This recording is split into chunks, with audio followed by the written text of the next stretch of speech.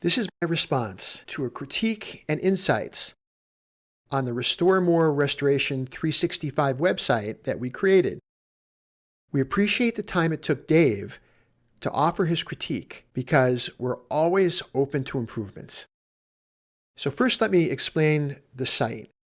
The purpose of the website, it's information focused for a local Pennsylvania area restoration service. The target is homeowners and businesses that have suffered a water, fire, or mold problem.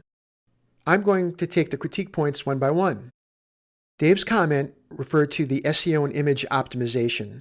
He said this is a really big red flag because Google was not able to read anything, which is the top portion of the website. Now, that was a strategic decision on our part to hide the image for SEO purposes. In the site's dev tool, you can see that we intentionally hid this portion. We wanted to focus on Google's organic search, not Google's image search.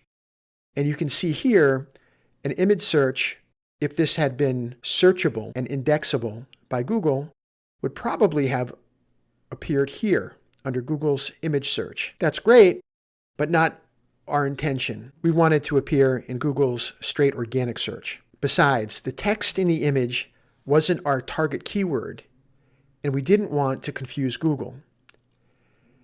We're all about the keywords cleanup, remediation, restoration, and reconstruction.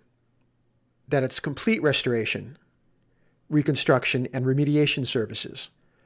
All of these keywords and phrases are very popular search terms. They've also mentioned that to the average consumer, this makes zero sense. I disagree. If you look at Google's dropdown when you're doing a search, it suggests water damage restoration is a highly searched term. If Google is showing that term in position number 2, it's certainly not confusing to anybody.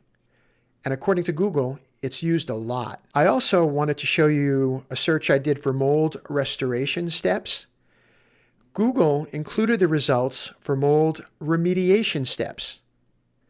I thought that was interesting that they decided to take my original search and swap out restoration for remediation, even though I understand if you aren't familiar with the industry, you would think remediation wouldn't mean anything to anybody.